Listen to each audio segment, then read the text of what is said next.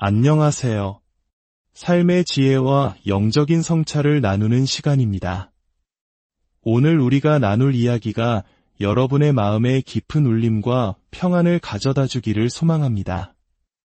이 메시지가 여러분에게 힘이 된다면 사랑하는 이들과 함께 나누어 주세요.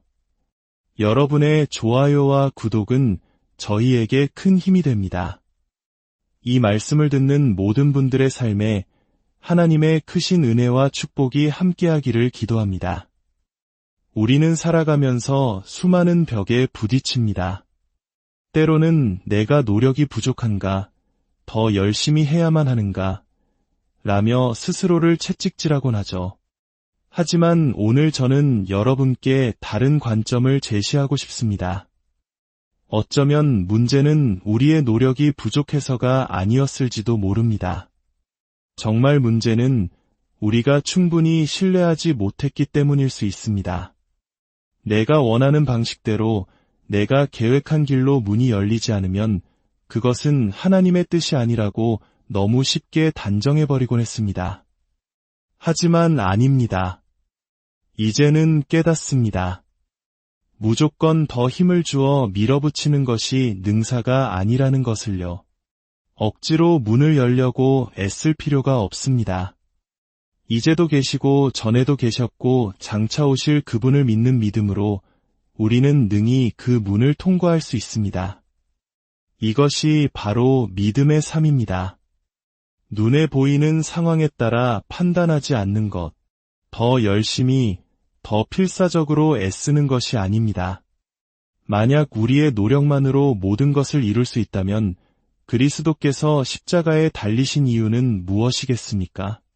복음의 핵심은 더 열심히 노력하라가 아닙니다. 복음은 더 높은 곳을 바라보라고 말합니다.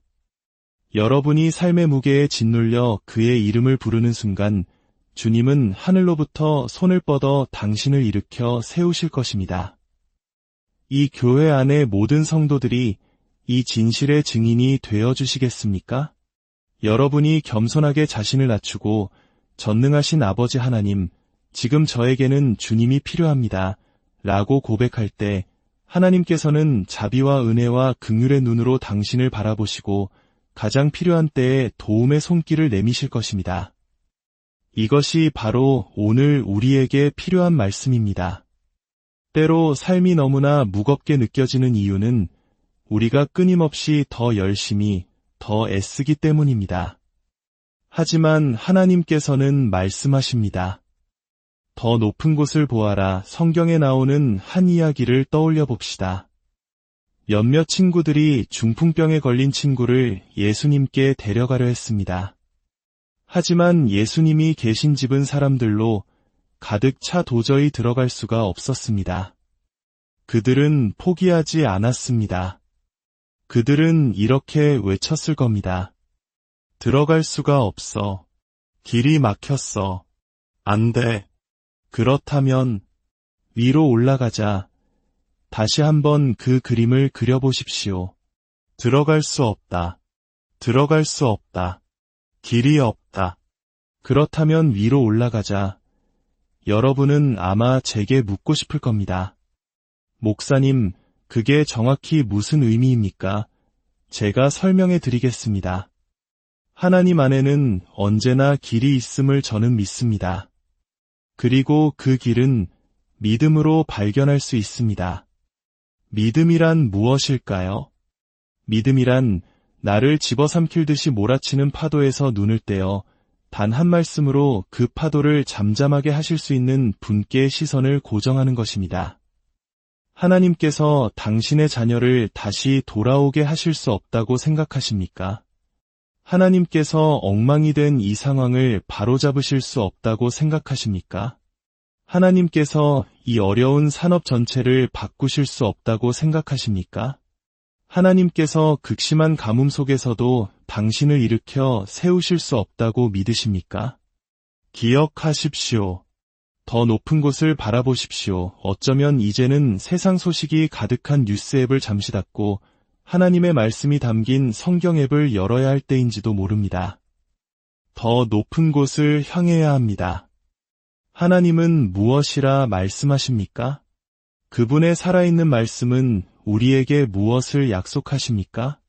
저는 오늘 이 자리에서 논쟁하러 온 것이 아닙니다.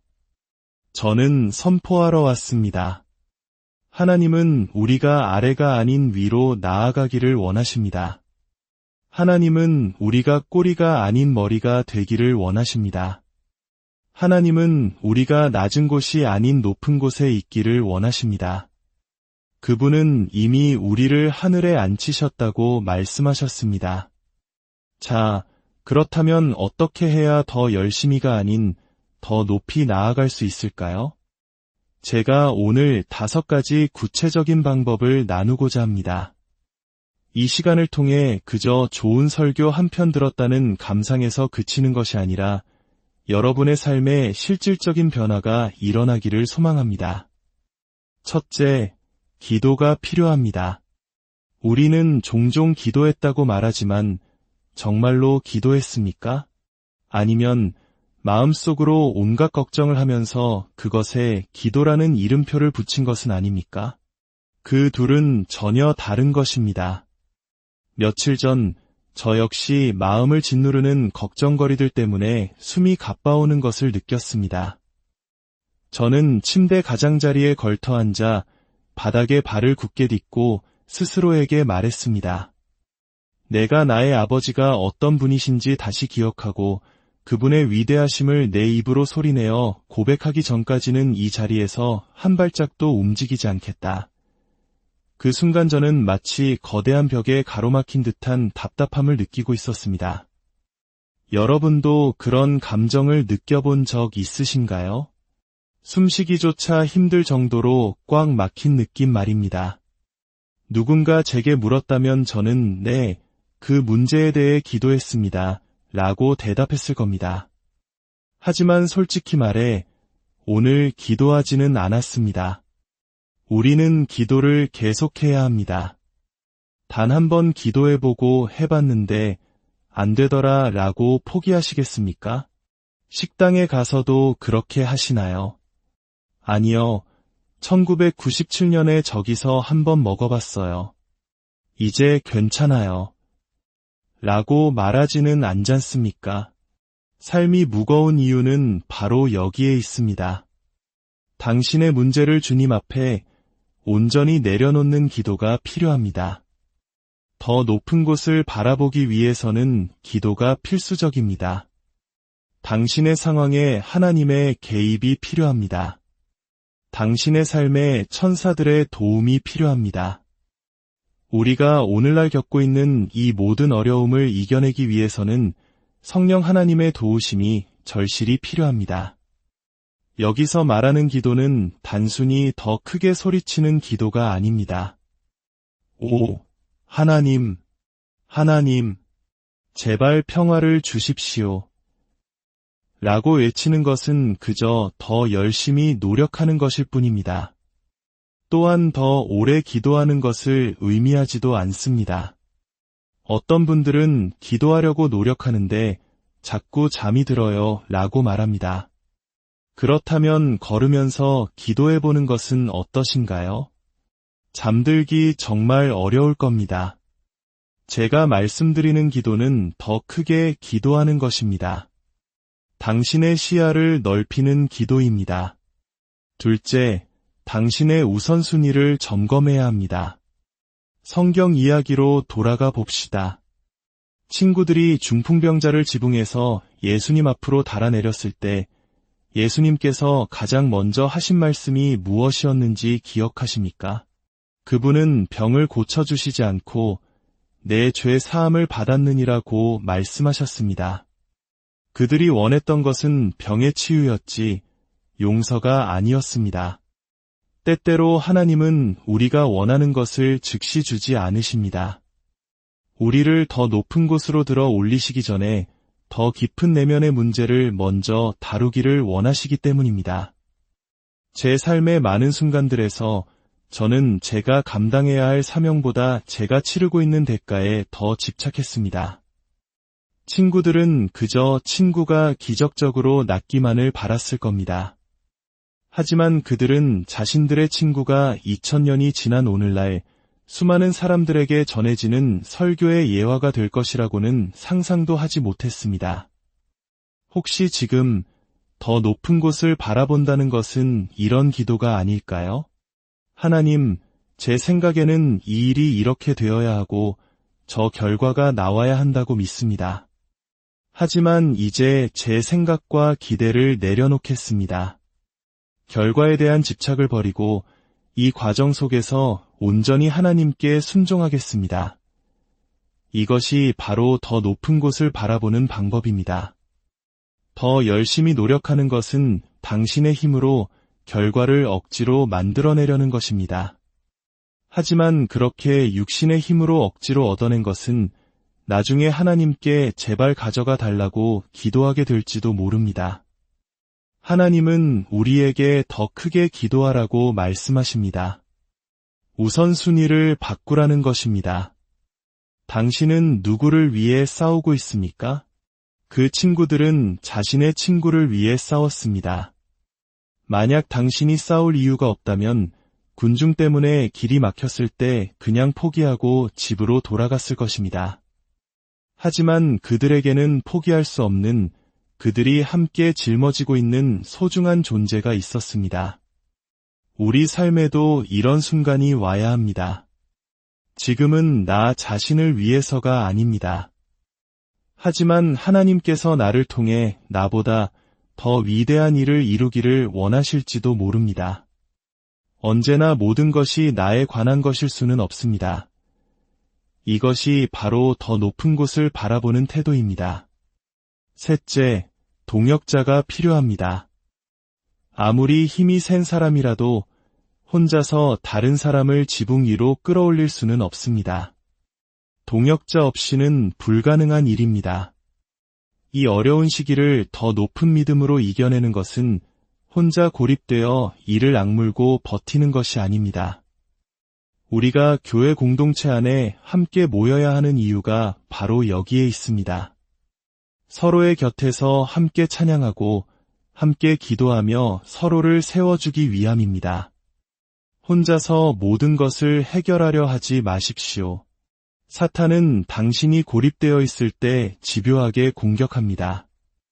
누구에게도 묻지 않고 어떤 모임에도 속하지 않으며 누구의 조언도 듣지 않는 것은 더 높은 곳을 바라보는 것이 아니라 그저 더 힘들게 버티는 것일 뿐입니다. 성경은 분명히 말합니다. 몇몇 사람들이 한 남자를 메고 왔다고. 당신의 사명을 함께 짊어지고 완수하도록 도와줄 당신의 동역자는 누구입니까? 넷째, 하나님의 허락, 즉 권세를 믿으십시오. 그리스도의 방식으로 살아갈 허락은 세상 문화나 바리새인과 같은 비판적인 사람들로부터 오지 않습니다. 세상은 언제나 당신을 미쳤다고 부를 것입니다. 하지만 기억하십시오. 예수님께서 중풍병자에게 내 자리를 들고 걸어가라고 명령하셨을 때 만약 그에게 걸어갈 능력은 주지 않으셨다면 그것은 얼마나 잔인한 명령이었겠습니까? 주님은 명령과 함께 그 명령을 수행할 능력도 함께 주십니다. 그분은 그 사람의 문제를 인정하셨지만 동시에 그 문제 위에서 살아갈 수 있는 허락과 권세를 주신 것입니다. 저는 예수 그리스도의 위대하신 이름으로 여러분에게 선포합니다. 주님은 이미 죽음과 죄와 무덤의 권세를 이기셨습니다. 죄는 더 이상 당신의 주인이 아닙니다. 죄는 더 이상 당신을 지배할 수 없습니다. 어떻게 아느냐고요? 그 남자가 처음 들어올 때는 자리에 누워 있었습니다. 하지만 그가 나갈 때는 그 자리를 자신이 직접 들고 나갔습니다. 더 이상 그를 옮겨줄 다른 사람이 필요 없었습니다. 마지막 다섯째는 찬양입니다. 하나님께서 말씀하십니다. 내가 길을 만드는 것을 보고 싶으냐? 그렇다면 내가 누구인지, 내가 너를 위해 무슨 일을 행했는지, 내가 너를 어떤 어려움에서 건져냈는지를 기억하며 나를 찬양하라. 하나님께 찬양을 빚진 모든 분들, 지금 바로 그분께 영광을 돌리십시오. 당신의 입을 열어 내 영혼아, 여호와를 송축하라. 내 속에 있는 것들아, 다 그의 거룩한 이름을 송축하라고 외치십시오. 더 높은 곳을 바라보십시오. 당신의 삶에서 가장 위대한 찬양을 그분께 드리십시오. 그 친구들이 더 높은 곳으로 올라갔기 때문에 병든 자가 치유를 받았고 그곳에 있던 모든 사람들이 하나님께 영광을 돌렸습니다. 가장 가난한 자부터 부유한 자까지, 가장 키가 작은 자부터 큰 자까지, 가장 나이 어린 자부터 늙은 자까지 모두가 하나님을 찬양했습니다. 왜냐하면 하나님 안에는 언제나 길이 있기 때문입니다. 그리고 믿음으로 우리는 그 길을 반드시 찾아낼 것입니다. 당신은 그 길을 발견하게 될 것입니다. 당신은 아직 충분히 높은 곳을 바라보지 않았을 뿐입니다. 주님의 평강이 여러분과